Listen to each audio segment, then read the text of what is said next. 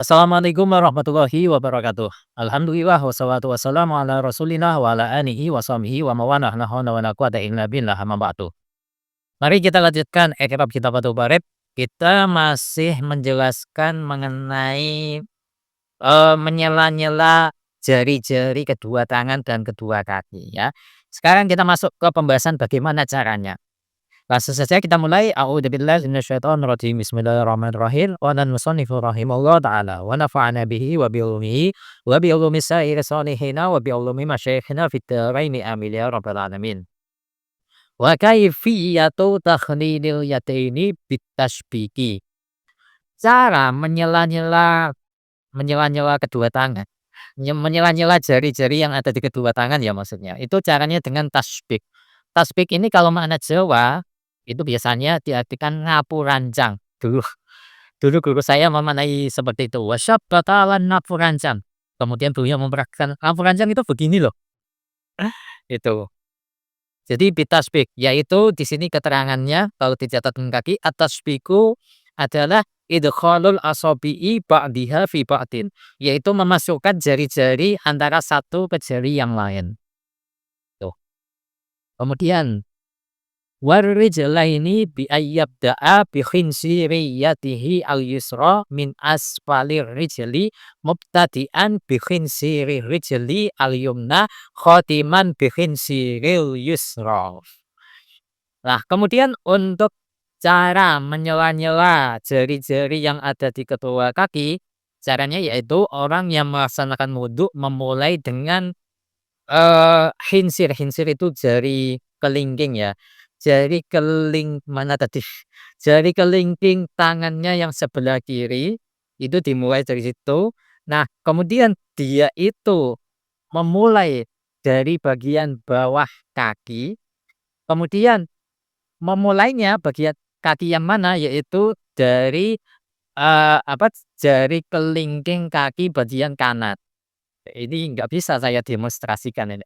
Bapak dimulai jadi menyela-nyelanya itu dengan menggunakan khinsir jari kelingking tangan sebelah kiri dan mulainya itu dari bagian bawah kaki dan kaki yang dimulai itu adalah kaki kanan, dimulai dari jari kelingkingnya kaki kanan gitu.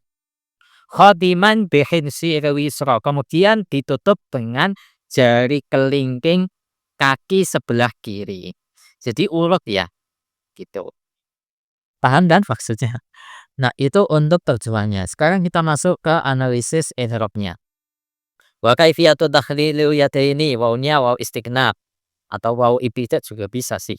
Waw istighnaf ya.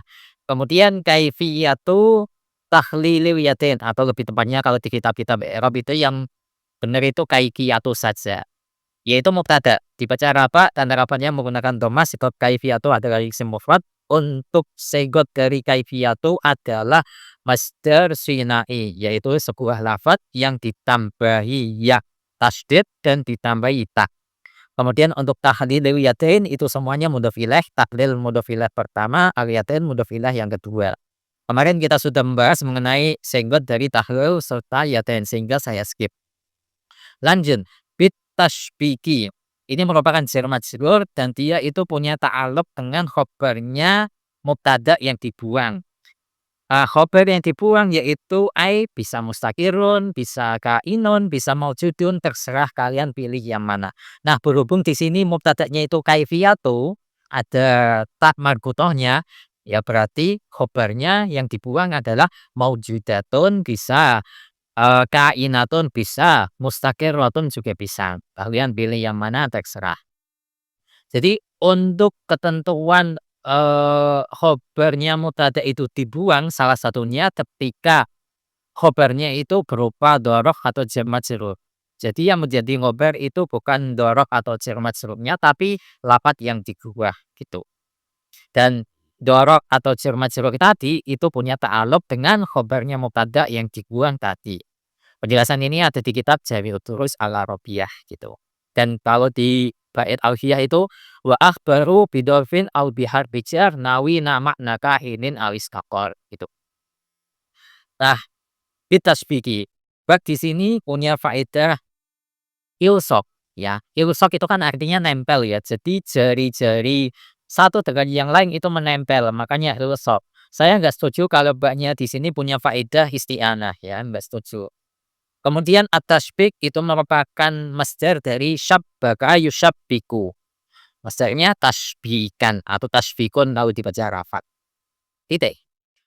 Warijlaini, wawunya waw athof. Arijlaini adalah maktuf, untuk maktuf alihnya adalah lafadz al-yadaini.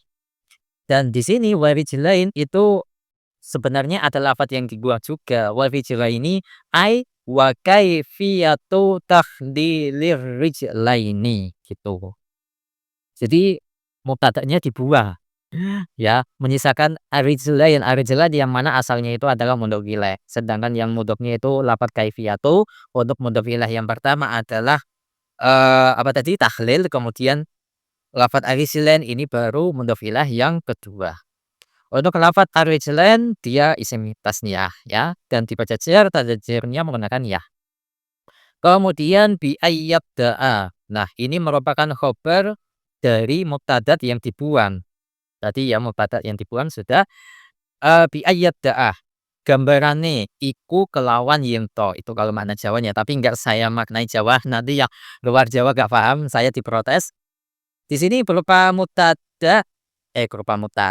khobar, dan khobarnya ini adalah khobar jumlah, yang mana kalau khobar jumlah ini kita perhatikan satu persatu, baknya di situ adalah huruf jar gitu. Kemudian ayyabda'a di sini hanya adalah huruf nasab atau amil nasab.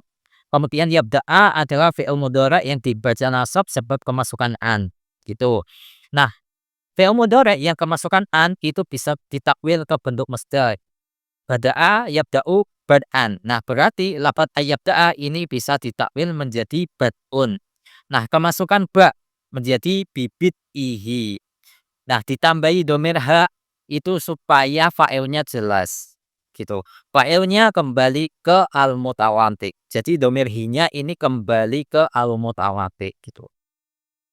Gitu. Nah, untuk fa'il dari yabda'a adalah domir mustatir takdirannya huwa, dan huwa ini kembali ke al-mutawatir ya. Makanya tadi domir mustatir ini itu dirubah ke isim domir hi dan posisinya sebagai mudhof ilaih pada takdirannya gitu. Jadi mana tadi? Bi ayyabda'a ai bibad'ihi. Caranya yaitu orang yang melaksanakan wudhu memulai. Itu kalau diartikan. Kemudian bihinsiri yadihi. Jar majrur, huruf jarnya ba, majrurnya adalah lafadz hinsiri. Itu saja kalau di kitab i'rab yang lain. Kemudian untuk yang yadi itu mudhof ilaih yang pertama, hi mudhof ilaih yang kedua.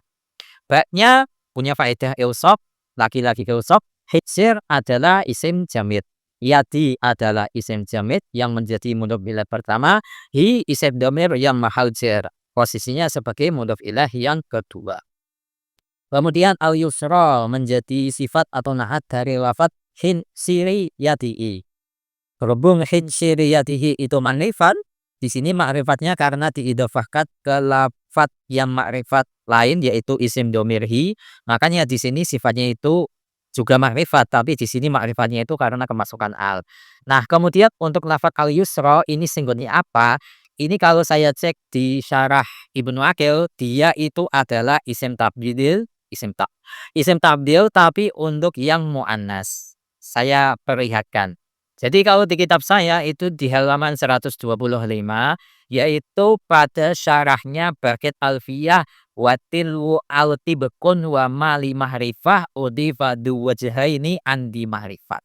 Di sini untuk syarahnya, tatkala af'al tabdilnya itu ada alnya, maka af'al tahdil tersebut itu harus menyesuaikan lafadz sebelumnya, baik dalam urusan mufrad, mudzakarnya serta yang lainnya.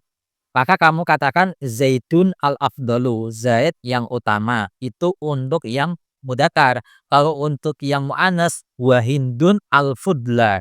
Hindun yang lebih utama gitu. Jadi al-fudla di situ adalah isim takdil, atau di sini babnya itu af'al takdil ya. Tapi saya sebut saja isim takdil untuk lafadz Hindun. Dan di situ posisinya al-fudla adalah sifatnya Hindun. Begitu juga dengan ini, al-yusra, dia mengikuti wazan fu'la ya. Itu adalah bentuk isim tabdil untuk lafadz yang muannas. Di sini al-yusra itu sifat dari khinsiriyatihi, jari kelingking. Jari kelingking itu adalah khinsir. Khinsir itu muannas tapi muannas majazi gitu ya. Nah, itu ya mengenai penjelasan al-yusra. Kemudian min asfalir rijli. Jar majrur, huruf jarnya min. Majrurnya adalah lafadz asfali saja. Dat yang apa dat ya. Yang mana asfali ini juga sebagai mudhof saja, kemudian ar-rijli adalah mudhof ilaih. Itu bacanya ar-rijli ya, kaki, bukan rojul. Karena kita membahas konteks membasuh di sini menyela-nyela ya, jari yang ada di kaki. Jadi rijlun. Nah, untuk faedah dari min di sini adalah ibtidaul makan, permulaan tempat. Kemudian asfali ini adalah mudhof mudhof ya atau majrur dijelaskan karena min, dan asfali itu merupakan isim tabdil mengikuti wazan af'al. Tapi artinya bukan yang lebih bawah ya, tapi di sini ya artinya bawah gitu saja. Kemudian ar-rijli adalah isim jamil yang posisinya sebagai mudhof ilaih. Kemudian mubtadi'an ini adalah hal. Halnya mana? Halnya mana? Shahibul halnya mana? Shahibul halnya adalah dhamir mustatir yang ada pada lafadz yabda'u, atau di sini karena kemasukan an berarti yabda'a. Dhamir mustatirnya tadi kan huwa. Nah, huwa ini kembali ke al-mutawaddi. Berarti shahibul halnya adalah mutawaddi. Tapi kan saya nggak etis ya kalau saya mengatakan seperti itu. Jadi shahibul halnya adalah dhamir mustatir yang terkandung pada lafadz yabda'a. Itu saja. Di sini untuk senggotnya adalah isim fa'il dari ibtada'a yabtadi'u. Tuh. Kemudian bihinsiril rijli. Jar majrur, huruf jarnya Pak. Majrurnya adalah lafadz khinsiril rijli yang berupa idhofah, atau yang lebih tepatnya yang dijerkan oleh Pak itu lafadz khinsir saja. Sedangkan untuk ar-rijli dibaca jar karena posisinya sebagai mudhof ilaih. Khinsir isim jamid, ar-rijli isim jamid. Kemudian al-yumna menjadi sifat atau nahat dari lafadz hitsirir rijli. Nah, al-yumna ini juga sama seperti al-yusra tadi. Dia adalah isim tabdil tapi yang untuk muannas. Dan dia ada alnya ya. Sebagaimana keterangan tadi, kalau af'alu tabdil itu atau isim tabdil itu ada alnya, maka harus sesuai dengan lafadz sebelumnya, baik dari sisi mufrad ataupun mudzakkar muannasnya, seperti itu. Lanjutannya mengikuti. Kemudian khotiman. Khotiman ini merupakan hal yang kedua dari shahibul hal dhamir mustatir yang ada pada lafadz yabda'at. Dan khotimah di sini adalah isim fa'il dari khotama yakhtimu. Kemudian bihinsiril yusra, di sini jar majrur, huruf jarnya ba, majrurnya adalah lafadz khinsiri, itu saja. Dan lafadz khinsir juga sebagai mudhof, untuk al-yusra adalah mudhof ilaih. Jadi bihinsiril yusra ini adalah lafadz yang dibuang, ai bihinsirir rijli al-yusra. Jadi lafadz ar-rijli yang dibuang, tapi berhubung sudah maklum ya dibuang saja enggak apa-apa. Karena sebagaimana bracket terakhir pada bab naat itu, wa ma minal man'udi wan naqti ukil yajizu hadfuhu wa fin naqti yakil. Tatkala naat atau man'ud itu sudah maklum maka boleh dikeluar. Tapi untuk pembuangan naat itu sedikit, yang banyak itu pembuangan man'ud. Nah, di sini yang dibuang itu man'ud, yaitu lafadz ar-rijli. Al-yusra adalah sifat, asalnya seperti itu ya. Nah, banyak di sini juga sama punya faedah qilsah.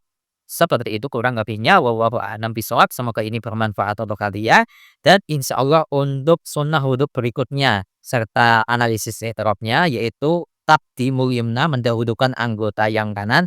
Insya Allah kita lanjutkan di kesempatan berikutnya. Wassalamualaikum warahmatullahi wabarakatuh.